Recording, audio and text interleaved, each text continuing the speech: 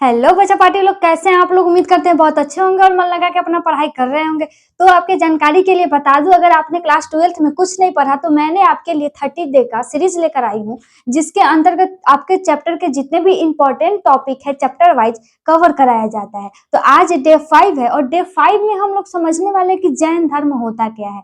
हमने डे 4 में समझा था बौद्ध धर्म के बारे में, वैसे ही है जैन धर्म। और सबसे बड़ी बात, अब मैं आपको ये पूरा फुल डिटेल्स में नहीं पढ़ाने वाली कि जैन धर्म क्या है, उसके कितने तीर्थंकर थे और कौन कौन थे। ये सब पढ़ने का कोई फायदा नहीं। मैं बस आपको उतना ही पढ़ाऊंगी ना बच्चा, जितना आपके एग्जाम में आने की है लिए है।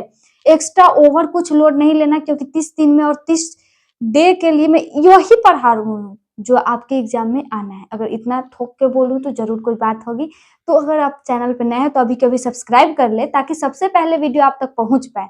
तो आइए देखते हैं यहाँ पे जैन धर्म। तो यहाँ से सबसे पहला क्वेश्चन बनता है कि जैन धर्म के संस्थापक कौन थे। बस आप एक ये याद रखो, जो कि प्रथम थे तीर्थंकर ऋषभदेव, जिनको आदिनाथ के नाम से भी जाना जाता है। आपसे ऑब्जेक्टिव में पूछता है, सब्जेक्टिव में नहीं। मैं खुल के बोल रही हूँ, जो आपके एग्जाम में पूछता है मैं बस वही पढ़ा रही हूँ। तो आपके ऑब्जेक्टिव में पूछा जाता है कि जैन धर्म के संस्थापक कौन है, तो आप बोलिएगा ऋषभदेव। और ऋषभदेव के जगह पर कभी कभी ऑप्शन में आदिनाथ भी देखने को मिल जाता है, तो आदिनाथ भी ऋषभदेव को भी कहा जाता है, इनका दूसरा नाम है। ठीक है, अब उसके बाद हम लोग चलते हैं महावीर जी के बारे में। बोलो दीदी महावीर जी कौन थे, तो आपके एग्जाम में पूछा जाता है महावीर के जीवनी के बारे में बताइए, या महावीर जी ने जो उपदेश दिए थे उनके बारे में बताइए। देखिए, जो जैन धर्म था इनका संस्थापक तो ऋषभदेव थे, लेकिन जो इस जैन धर्म को बहुत अच्छा तरह से विस्तृत कर दिया, फैला दिया, इसका बहुत अच्छा तारीफें बोली, बहुत अच्छा चीजें हुई, वो सब किसने किया, तो महावीर जी ने। और इनको 24वें तीर्थंकर कहते हैं। कौन सा? 24वें। तो आपसे पूछ सकता है जैन धर्म के 24वें तीर्थंकर का क्या नाम है, तो आप याद रखिएगा महावीर। ठीक है, अब जीवनी का मतलब होता है इनके जीवन के बारे में, कि इनका जन्म कब हुआ, इनके माता पिता कौन थे, क्या थे, ये सब। तो आइए देख लेते हैं। ये जितना भी है, अगर यहाँ से इस बार ऑब्जेक्टिव में क्वेश्चन नहीं बना तो आप हमको आकर जो मन वो बोल के जाइएगा, मैं कुछ नहीं बोलूंगी। अगर इतना दावा के साथ कह रही हूँ, कोई ना कोई बात जरूर होगा। तो देखिए यहाँ पे महावीर जी का जन्म हुआ था 599 ईसा पूर्व। हालांकि कभी कभी आपके एग्जाम में दे देता है 540, दोनों एक साथ कभी नहीं देगा। या तो ऑप्शन में 599 होगा या ऑप्शन में 540। अधिकतर चांस रहता है कि आपके एग्जाम में 540 ईसा पूर्व हो। क्लियर? तो आप टिक करके आना ये। और कहाँ पे हुआ, तो स्थान था वैशाली के कुंडलपुर में। कुंडलपुर के जगह पे कुंडल ग्राम भी हो सकता है। ठीक है, उसके बाद इनकी माता का नाम था त्रिशला और इनके पिताजी थे सिद्धार्थ। सिद्धार्थ से कुछ याद आया? गौतम बुद्ध के बचपन का भी नाम क्या था? सिद्धार्थ, लेकिन इनके पिता का नाम था सिद्धार्थ। ठीक है, और इनका जो मूल नाम था, मूल नाम का मतलब जो महावीर जी थे उनके बच्चे का नाम क्या था। जैसे आप लोग भी बच्चे रहे होंगे तो प्यार से कोई आपको कुछ बोलते होंगे ना, वैसे ही इनका प्यार से इनका नाम था बचपन का वर्धमान। वर्धमान का मतलब क्या होता है, तो बढ़ने वाला, जो मतलब हमेशा आगे की ओर बढ़े, कभी पीछे देखे भी नहीं मुड़ के, उसे बोलते हैं वर्धमान। ठीक है, और इन्होंने गृह त्याग किया, मतलब इनको कब ये जो मोह माया है, ये दुनियादारी सबसे इनको कोई लालच लगा, वैसा लालसा कुछ नहीं हुआ। तो वो 30 वर्ष के जब हुए तो इनके मन में आया कि नहीं, ये जो सांसारिक मोह माया है ना, इसमें कुछ नहीं है, हमको अब गृह त्याग कर देना, मतलब घर को वो छोड़ दिए। तो उस समय उनका उम्र 30 वर्ष के थे। वो जब 30 वर्ष के थे तो गृह त्याग कर दिए और 12 वर्षों तक उन्होंने कठोर तपस्या की। पहले में ऐसे होता था ना तपस्या, तो वही इन्होंने कठोर तपस्या किया। और 12 साल तपस्या करने के बाद इनको, जब ये 42 वर्ष के हो गए, तो इनको ज्ञान की प्राप्ति हो गई। और वो ज्ञान की प्राप्ति कहाँ पे हुई, तो रिजु पालिका नदी के तट पर। कहाँ पे? रिजु पालिका नदी के तट पर। वहां पे एक वृक्ष था जिसका नाम था साल। उसी वृक्ष के नीचे ये बैठ के तपस्या कर रहे थे रिजु पालिका नदी के तट पे। 42 वर्ष जब इनका उम्र हो गया, तब इनको क्या हुआ, ज्ञान की प्राप्ति हुई। यहाँ पे वही मैंने लिखा है, साल वृक्ष के नीचे। उसके बाद क्या हुआ, इन्होंने बहुत सारे ज्ञान प्राप्ति के बाद बहुत सारे उपदेश दिए कि मनुष्य को क्या करना चाहिए, मानव को कैसे रहना चाहिए, नहीं रहना चाहिए, क्या करना अच्छा है, मतलब सही है, क्या करना गलत है, ये सब जिनको उपदेश बोला गया। और उपदेश देने के बाद इन्होंने 72 वर्ष की उम्र में अपना प्राण त्याग दिए। तो ये भी आपका ऑब्जेक्टिव में बनता है कि महावीर जी का मृत्यु कब हुआ था, कितने वर्ष में हुआ था। तो वर्ष पूछे तो 42 वर्ष, और अगर ईसा पूर्व पूछे तो बोलिएगा 468 ईसा पूर्व। कहाँ पे? तो पावापुरी स्थान पर। अब इसको कैसे आप याद रखोगे, एक ट्रिक बताओ। आप बोलिएगा महावीर जी पुआ खाते खाते क्या हो गया? मर गए। पुआ से क्या? पावा, थोड़ा थोड़ा मिल रहा है इसीलिए पावापुरी, या महावीर जी पूरी खाते खाते मर गए, यानी कि पावापुरी में पूरी खाते खाते मर गए।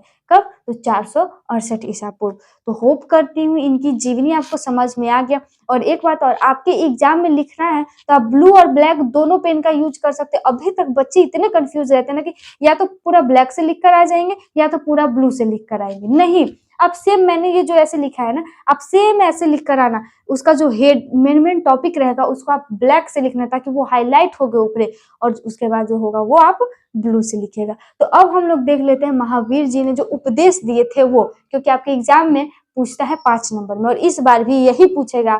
मैं आउट कर रही हूँ ये क्वेश्चन, और ये पूछेगा ही पूछेगा कि महावीर जी की जीवनी और उनके उपदेशों का वर्णन करें। तो आइए देखते हैं। तो अब इनके उपदेश देख लेते हैं। मुख्यतः इन्होंने 5 उपदेश दिए थे।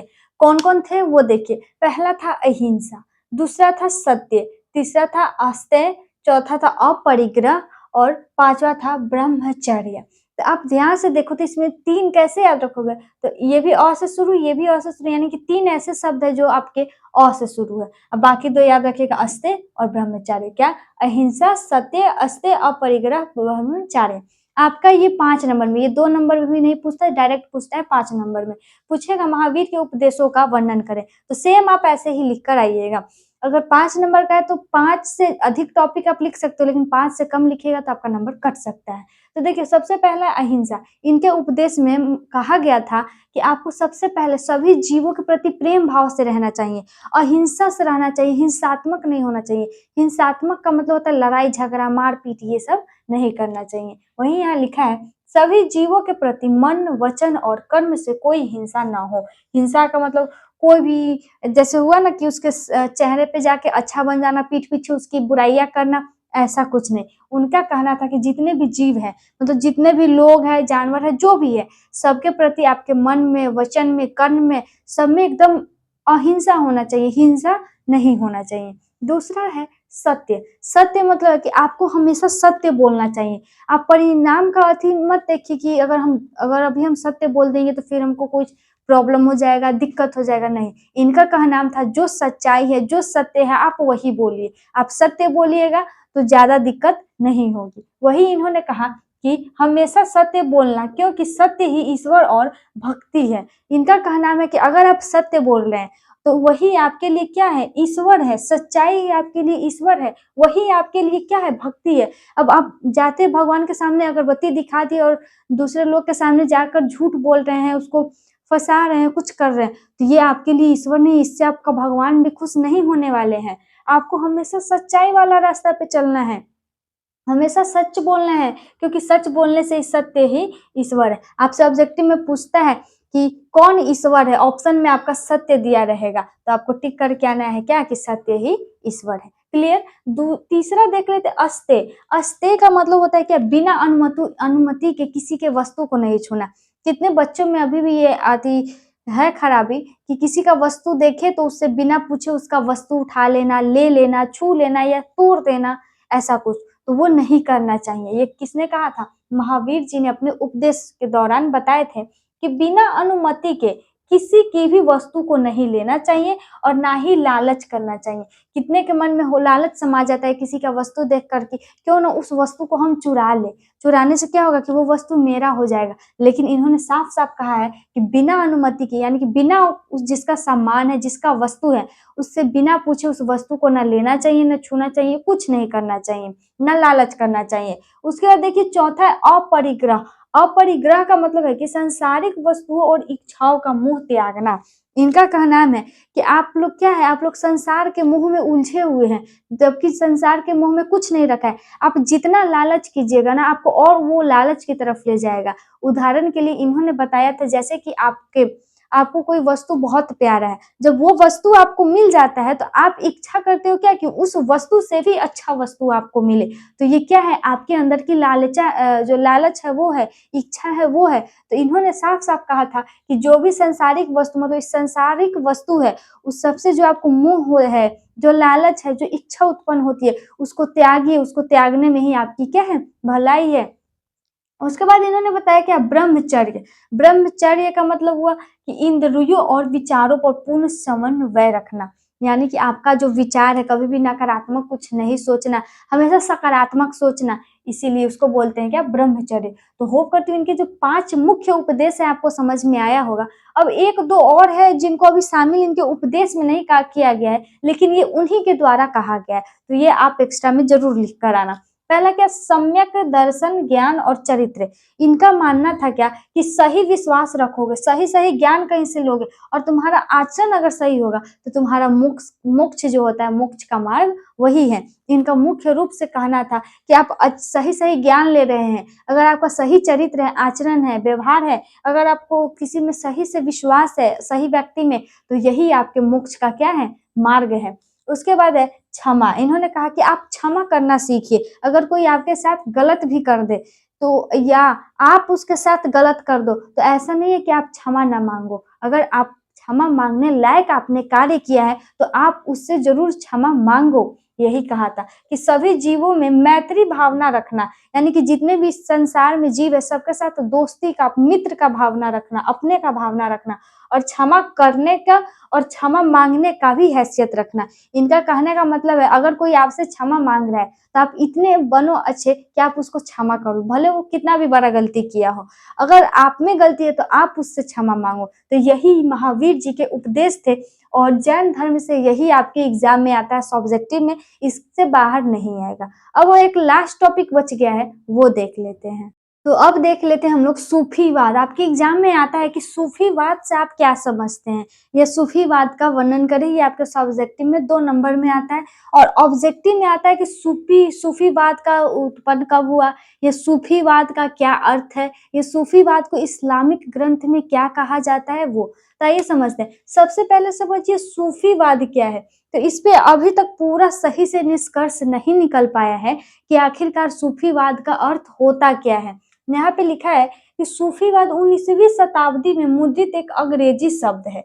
कुछ वैज्ञानिकों का मानना था कि ये जो सूफीवाद शब्द है ना, ये 19वीं शताब्दी में मुद्रित एक अंग्रेजी क्या है, शब्द है, यानी कि ये अंग्रेज का दिया हुआ कोई एक शब्द है, अंग्रेजी शब्द सूफीवाद।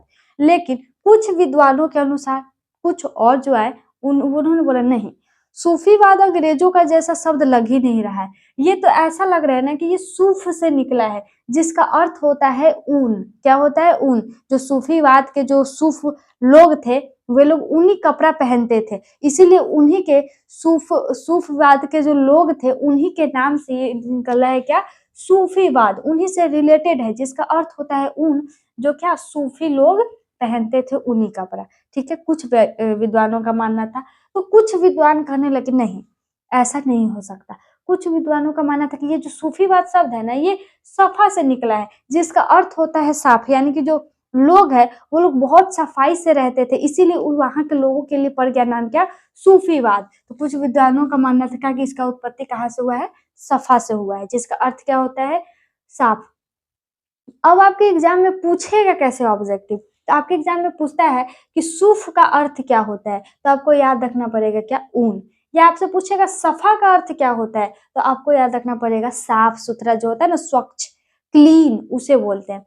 और उसके बाद कुछ वैज्ञानिक ने कहा ठीक है आप लोग मत मान रहे हैं, लेकिन ऐसा भी तो संभव है ना कि यह शब्द निकला हो, जो वहां से निकला हो जो पैगंबर की मस्जिद, जो पैगंबर होते हैं उनके मस्जिद के बाहर एक चबूतरा बना हुआ था, वहां पे इन्होंने लोग का कहना था कि ठीक है आप लोग का भी कहना सही है, लेकिन कुछ वैज्ञानिक कहने लगे, विद्वान कहने लगे ऐसा भी तो संभव हो सकता है कि पैगंबर के बाहर जो मस्जिद बना हुआ है, मस्जिद के बाहर जो चबूतरा है, चबूतरा पे बहुत सारे लोग इकट्ठे होते थे बातचीत करने के लिए, उन्हीं लोगों के इकट्ठा समूह को सूफीवाद नाम रख दिया गया हो। देखिए ये वहां पे लिखा है, जानने के लिए इकट्ठी होती थी, उन्हीं अनुयायियों को क्या नाम रख दिया गया हो, सूफीवाद। कुछ विद्वानों का मानना था।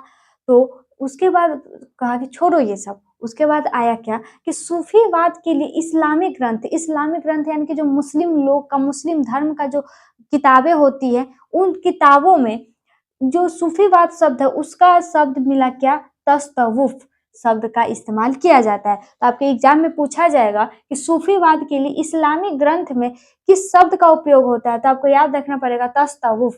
क्या, तस्तवुफ। तो उम्मीद करती हूँ सूफीवाद क्या है आपको समझ में आया होगा और सेम ऐसे ही आपको लिख कर आना है एग्जाम में, थोड़ा भी इधर-उधर करके नहीं। तो होप करती हूँ ये सूफीवाद आपको समझ में आया होगा, वीडियो अच्छा से एन्जॉय करके देखे होंगे। वीडियो अच्छा लगे तो वीडियो को लाइक करके चैनल को सब्सक्राइब ज़रूर करें। मिलते हैं नेक्स्ट वीडियो में, तब तक के लिए take care, bye bye and धन्यवाद।